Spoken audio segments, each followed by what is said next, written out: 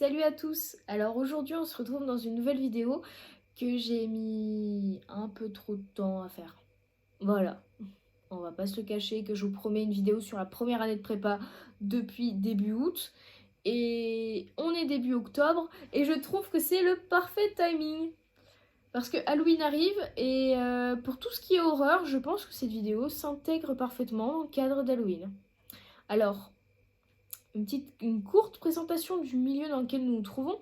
Je suis devant une super carte qui date du début XXe siècle. Donc vous avez d'anciennes frontières et tout, c'est sympa. Une frise chrono du Moyen-Âge et des ducs de Bourgogne, mon emploi du temps.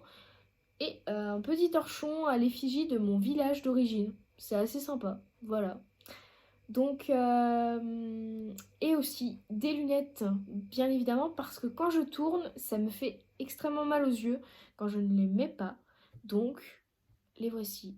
Et je pense que dans les prochaines vidéos, vous me verrez certainement avec cette monture, puis ensuite une autre, parce que ces lunettes ne sont plus adaptées à ma vue. Et c'est un peu particulier. Mais je préfère les mettre, parce que comme ça, j'ai un peu moins mal à la tête. Voilà. Donc je vais commencer cette vidéo sur la prépa. Aïe aïe aïe. J'ai eu une très grande réflexion là-dessus récemment. Et il faut que je me jette dans le bain et que je vous en parle. Parce que la première année de prépa, c'est une année qui a été particulière. Je dirais qu'en fait, il y a du bon et du mauvais dans cette année. En fait, c'est une année qui m'a secouée. Voilà, je pense qu'on peut le dire. C'est que je sortais de lycée et que moi, j'étais un peu fleur bleue. Coucou les petits oiseaux, tout va bien dans le meilleur des mondes. Et non, on n'est pas... c'est pas Huxley avec le meilleur des mondes. C'est vraiment... je souffrais. En première année, j'ai souffert. Voilà. Je pense que si on pouvait symboliser cette première année, ce serait un bébé qui pleure. Voilà, c'est magnifique. Un bébé qui pleure. Parce qu'en fait, je n'avais aucun filtre.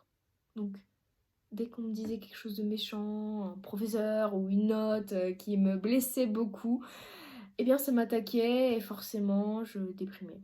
J'étais loin de mes parents, loin de mes chats. Et ça a été très dur. Mais j'avais cette chance d'être en colocation avec deux scientifiques qui étaient vraiment très marrants. Donc je les salue, voilà, coucou. Et avec qui j'ai passé 2 années de prépa assez marrantes. On va dire qu'ils ont quand même rendu les choses beaucoup plus douces. Alors que la prépa, c'est quand même quelque chose d'assez dur. Voilà. Alors, je veux faire peur à personne. Parce qu'évidemment, mon ressenti de première année, c'est mon ressenti propre. Disons que j'ai souffert, mais c'est pas pour tout le monde pareil. Il y en a qui vont souffrir en deuxième année. Il y en a qui vont pas souffrir de tout. Eh bien, pour vous dire, moi, la première année a été une catastrophe, mais ça va. Voilà, catastrophe et ça va, normalement, ça ne va pas du tout ensemble, mais disons qu'avec du recul, je me rends compte qu'en fait, la première année m'a énormément construit. Voilà, j'ai appris des choses, j'ai mûri, et en fait, la prépa m'a fait prendre en maturité très très rapidement, et ça a été cool. Voilà. Donc, pour vous dire, en fait, je suis sortie d'un petit lycée, voilà. On était 20 dans ma classe et le niveau n'était pas non plus celui d'un lycée privé. Et donc, même si je m'en suis sortie au bac parce que je bossais un petit peu, eh bien en prépa, c'est pas un petit peu qu'il faut bosser, c'est tout court, il faut bosser. Il n'y a aucun... vous n'avez pas le temps de respirer. C'est ça ce qu'on nous dit pas avant d'entrer en prépa, c'est respirer, vous oubliez. C'est pour ça que j'ai fait cette vidéo de conseil de prépa parce que en première année, moi je n'ai pas respiré, j'étais en apnée. Et en fait, j'étais en train de me noyer à chaque fois. Tout le temps. J'ai fait le symbole de la vague pour la noyade. Mais en fait, c'est plutôt comme ça. Je tombais à l'eau et on me mettait des poids aux pieds et on me maintenait sous l'eau. En fait, j'étais vraiment trop dans... Je prenais trop, en fait, les critiques et les notes à cœur. Et en fait, ça m'a clairement mené vers le bas. Parce que je prenais un 3, je me prenais un 4 et schlac, je pleurais à flot. J'aurais pu redonner vie à la mère morte. tellement c'est... Bien évidemment, c'est une image, mais vraiment, c'était... Je pleurais à flots. Je passais un paquet de mouchoirs par semaine. C'était énorme parce que vraiment, je souffrais. Et je rentrais souvent chez mes parents parce qu'en fait, j'avais besoin de me sortir du cadre de la prépa. Et en deuxième année, au contraire, j'étais plutôt tranquille et mine, à l'aise blaise, cool Raoul. C'est moi. En fait, en deuxième année, ce qui s'est passé, c'est que je me suis spécialisée. Donc c'est pour ça que d'ailleurs les scientifiques parlent de sup pour la première année et de spécialité pour la deuxième année. Parce qu'en fait, on se spécialise. Donc je faisais un petit peu plus ce que j'aime. Mais je vous parlerai de la deuxième année dans une autre vidéo. Voilà. C'est comme ça, ce sera clair. Mais voilà, j'ai choisi spé histoire à la fin de l'hypocagne parce que c'était ce que j'aimais aussi. Et donc, sachez que les choix que vous avez fait en hypocagne de votre spé à la fin de l'année sont importants. Parce que si vous partez en spé grec ancien, c'est pas du grec ancien que vous allez faire, c'est que vous allez vivre grec ancien. Ah oui, mais j'ai aussi vécu grec ancien en deuxième année. Je faisais spé histoire et je faisais que du grec. C'était affreux. Mais bon, bref, là n'est pas la question. En fait, en hypocagne aussi, j'en parle alors qu'on est en début octobre, c'est choisir ses options. Parce que moi, j'avais choisi de faire 8h, 16h tous les jours pour rentrer chez moi à 16h et être tranquillou. Mais je n'ai pas pu faire ça en deuxième année, tout simplement. C'était dur. Mais en fait, si je peux donner un conseil, c'est déjà essayer de vous intégrer dans une organisation. Parce que moi, j'avais choisi de faire 8-16 heures pour bosser le soir. Et, pour être tranquille, en fait. Et pas pour reprendre plus tard et tout. Et parce que c'était des options qui me plaisaient plutôt bien. Mais il faut aussi que vous soyez, en fait, entouré. Et je pense qu'en prépa, c'est ce qui m'a manqué.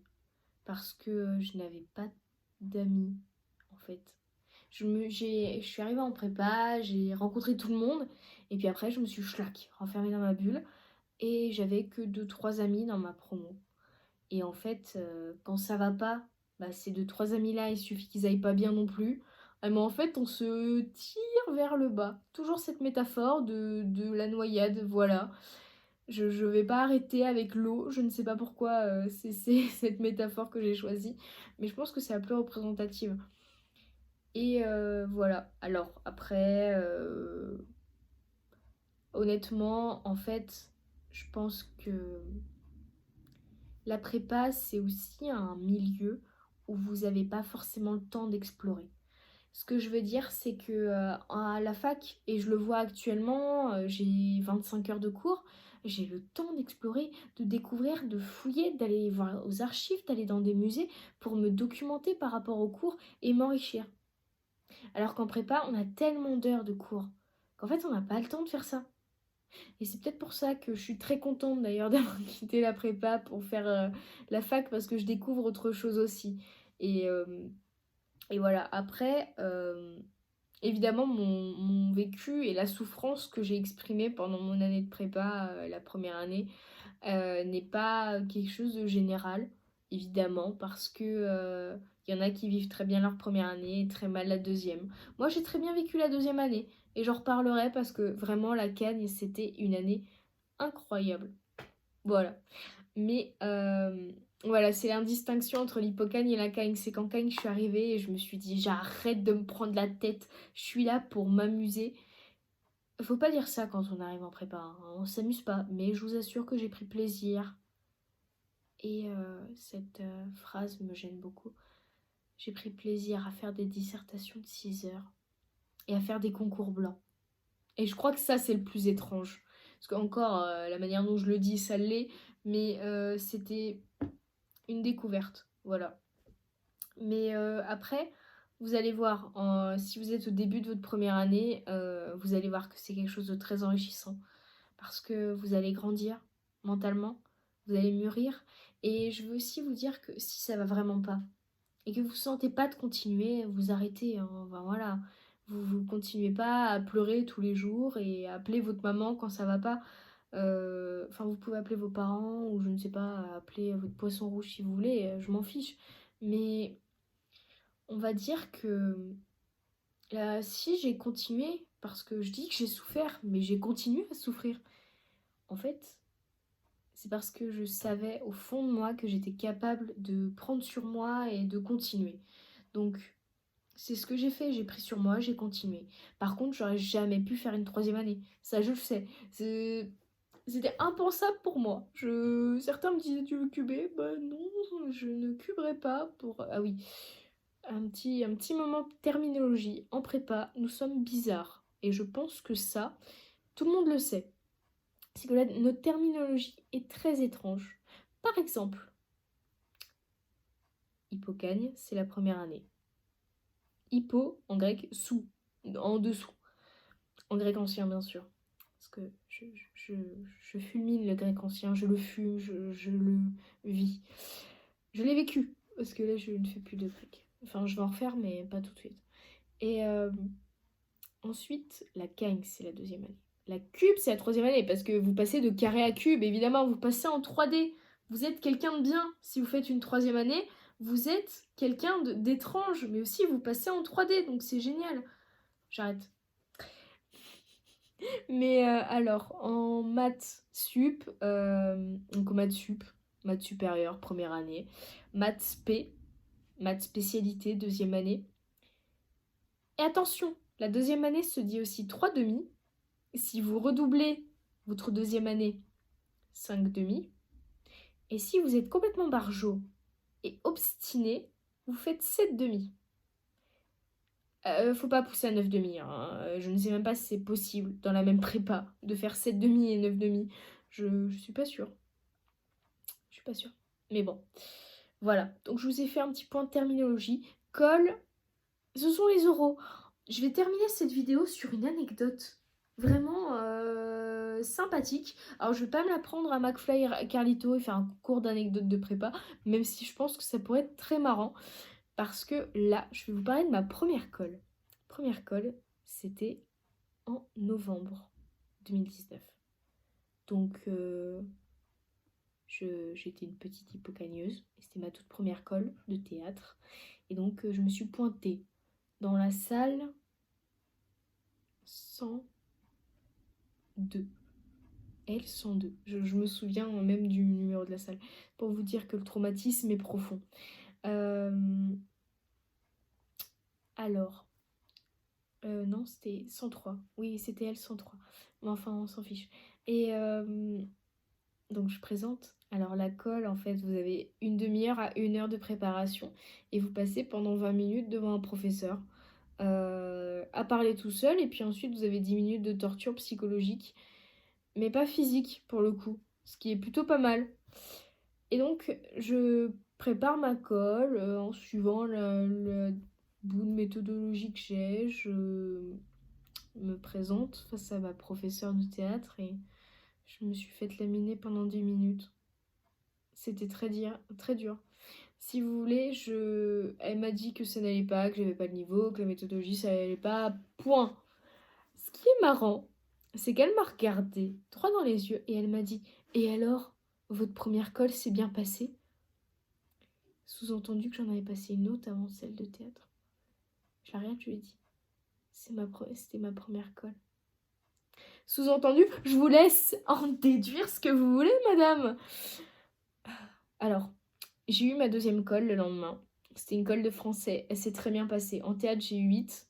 En français, j'ai eu 13. Je suis passée sur la princesse de Clèves. J'étais à fond là-dessus. Ça allait très bien. Enfin, voilà. Donc, je pense que cette petite anecdote de colle, elle est géniale. Mais je suis sortie de cette colle. J'ai remis tout en question. Même ma propre existence. Je pense donc, je suis de Descartes. Est-ce que je suis finalement? Est-ce que ce n'est pas l'invention d'un univers? Enfin bon, j'arrête de partir dans des extravagances. Voilà, j'ai préféré faire cette vidéo sur l'hypocagne un peu chill. Elle dure une quinzaine de minutes. Et pour vous en parler de manière libre, parce que voilà, j'ai passé mon année à pleurer et à souffrir. Mais en même temps, c'était rigolo. parce que j'étais en colocation avec 2 matheux et qu'on faisait des concours. Alors pas concours d'anecdotes, mais on faisait des concours par rapport à nos milieux respectifs parce que ma colocataire Loulou était en bio et Tintin était en MPSI. Puis ensuite, monsieur est parti en psy étoile. Voilà. Donc voilà. Donc je pense que je vais terminer cette petite vidéo et je vais faire 2 petites annonces. Donc ceux qui sont encore là, vraiment, vous êtes des warriors. Voilà, c'est un peu comme si vous aviez survécu à la première année. C'est m'avoir écouté et me suivre dans ma réflexion. Vraiment, j'avais- j'ai pas trop préparé cette vidéo, c'est pour ça que j'en ai parlé tranquillement. Donc, la chaîne va changer de nom. Ce sera Pourquoi l'histoire? Point d'interrogation. Et je vais publier ma prochaine vidéo bientôt. Donc, ce sera sur la Cagne et après, on partira sur des vidéos d'histoire. Et j'ai très hâte de vous tourner la première vidéo d'histoire parce que j'y ai déjà beaucoup réfléchi et j'ai quand même essayé à mettre sur papier le contenu que je vais vous proposer et ça me plaît beaucoup. Voilà. Donc je vous souhaite une agréable journée et puis adviendra qui pourra et ad vitam aeternam et puis à bientôt.